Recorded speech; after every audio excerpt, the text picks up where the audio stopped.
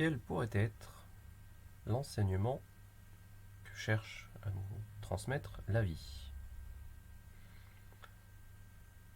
La petite réponse à cette question que je donnerais, ce serait la faculté d'attention. Ou, pour citer un fameux auteur Eckhart Tolle, le pouvoir du moment présent. Et je vous renvoie d'ailleurs aussi à la chaîne YouTube de Sébastien Leclerc qui parle de ça et d'autres choses de manière hyper éclairante.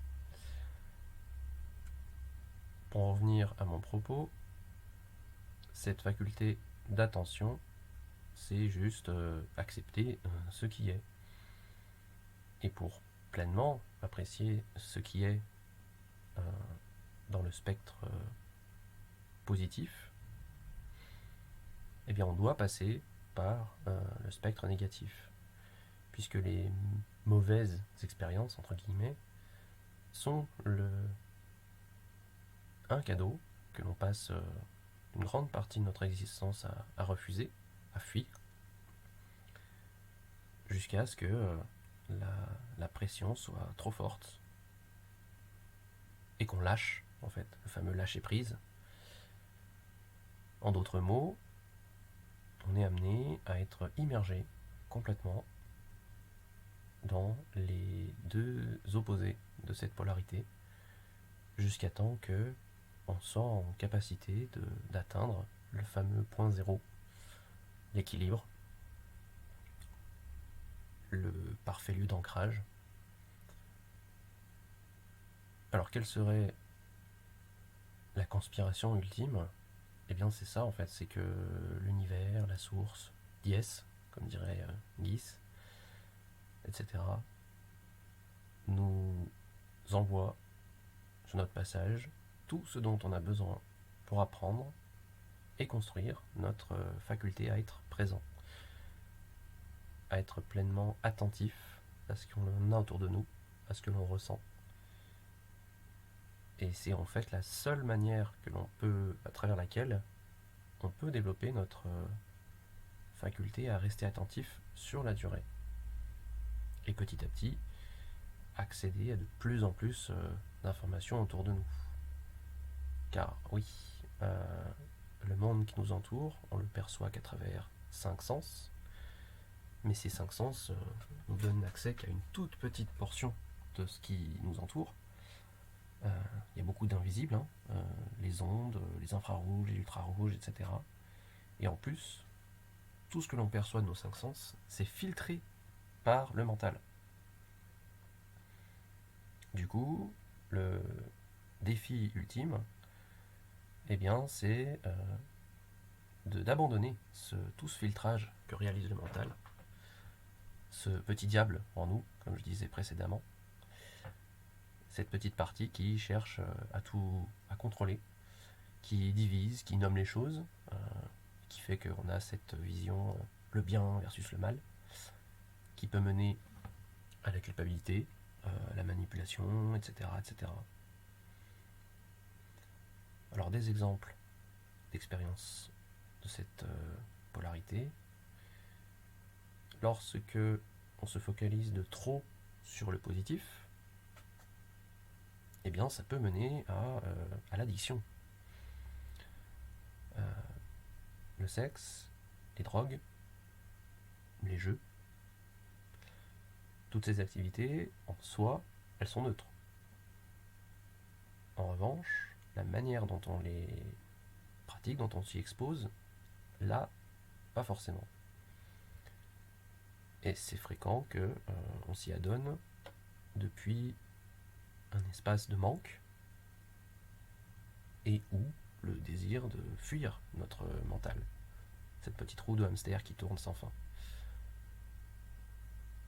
Alors pour donner une couleur un peu plus personnelle à ces exemples, si je prends la sexualité, je me suis rendu compte, a posteriori, que j'y trouvais une forme d'addiction, dans le sens où c'était la seule activité durant laquelle j'arrivais à avoir cet état de présence, à être pleinement focalisé sur ce qui est. Le souci, c'est que à ne vouloir expérimenter ça que sur le positif, déjà j'étais tributaire du contexte, donc je maîtrisais pas. Si maîtrise il doit y avoir. Et c'était systématiquement circonstancié, c'était pas inconditionnel. Un autre exemple, c'est les jeux. Pareil, a posteriori, j'ai découvert que la raison pour laquelle je pouvais y passer autant de temps, c'était une manière aussi de fuir le mental, ou plus exactement de lui donner un os à ronger, dans un cadre très spécifique, mais qui n'avait rien de positif en bout de course. Et lorsqu'une activité devient une addiction, ce mécanisme existe justement pour notre bien, puisque une fois que quelque chose devient addictif, on en vient expérimenter l'exact opposé. Ça nous amène à avoir des expériences pas du tout plaisantes, le retour de bâton. Et c'est seulement quand on finit par accepter les deux côtés de l'expérience que on a fini par apprendre. Alors, trop de positif, qu'est-ce qui se passe quand il y a trop de négatif? En grande partie, je dirais que c'est la dépression. On tombe très bas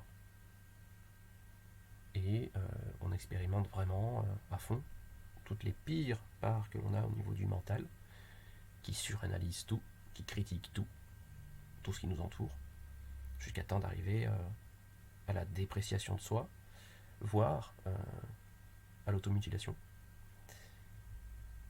Mais ces expériences, à nouveau, sont source d'enseignement, puisqu'à un certain point d'inactivité, etc., vraiment la dépression la plus dense, l'esprit devient complètement engourdi. Et paradoxalement, c'est là que l'état de présence se réveille. Le phénix émerge de ses cendres. Et pour l'anecdote, j'ai l'intuition que les personnes qui vont jusqu'à justement faire de l'automutilation sont en fait en train de se guérir par l'intermédiaire de la pleine conscience. Puisque c'est une manière de pleinement vivre les sensations, les émotions dans cet instant présent, même si elles ne sont pas agréables. Alors cette extrême négativité que constitue la dépression et les autres choses qui peuvent lui être rattachées, les bienfaits en bout de course, c'est que ça finit par tirer la sonnette d'alarme autour de nous. Que ce soit volontairement ou pas, ça amène à l'arrivée de l'aide, tout simplement. Même si notre ego ne la demande pas, il y a une demande qui est faite. Et en général, qu'on le veuille ou non, les gens autour de nous veulent aider. Et du coup, on accède à de la guidance. Et ultimement à une guérison. À un accompagnement de guérison. Ou plus exactement, un thérapeute qui nous aide à pleinement découvrir nos capacités d'auto-guérison. Et une fois qu'on serait remis de cette extrême négativité, c'est une renaissance. Puisque le pire a été expérimenté, le meilleur, du coup, on devient que d'autant plus apprécié. En bout de course, la leçon que nous amène à tirer toutes nos expériences, trop positives comme trop négatives, eh bien, c'est d'être moins attaché aux expériences positives lorsque on a l'ivresse de l'alcool, des drogues, les orgasmes, le côté plaisant de gagner, mais aussi d'être plus en capacité d'accepter les expériences plus négatives, la douleur, l'anxiété, la frustration, pour justement trouver l'équilibre entre les deux et découvrir que l'état de présence est neutre. Un exercice que je pourrais recommander, et je suis loin d'être le seul à en parler, c'est être en nature, dans la nature. Plus exactement, par exemple s'allonger dans l'herbe, dans l'idéal avec le maximum de peau à même l'herbe, sachant que c'est pas forcément le truc le plus confortable, ça peut gratter, ça peut chatouiller, mais justement, complètement se focaliser sur ces sensations que l'on peut avoir, qu'on aurait tendance à vouloir fuir en se mettant dans un petit cocon ultra confortable à tous les points de vue, mais du coup à en perdre la véritable saveur. Un autre petit exercice, c'est le truc typique en nature, qui fait que les gens finissent par le fuir, c'est les insectes. Ces petites bébêtes qui, dès qu'elles nous touchent, pouf, on met un petit coup de main, et puis on va les faire se partir, ou voire on les écrase. Justement, accepter cette interaction. Laisser la petite fourmi nous grimper dessus, et puis se balader. Parce qu'on ne contrôle rien, on ne sait pas du tout par où elle va passer, avec ses petites pattes, et les sensations qu'elle va laisser le long de son chemin sur le corps sont un excellent exercice pour entraîner justement cette faculté d'attention, d'état de présence, accepter ce qui est, et découvrir que c'est ni particulièrement agréable ni désagréable, c'est juste c'est. Et à terme, une simple brise d'air, ou alors les rayons du soleil qui caressent le corps avec la chaleur, vont pouvoir devenir des sensations qui sont presque de l'ordre de la béatitude.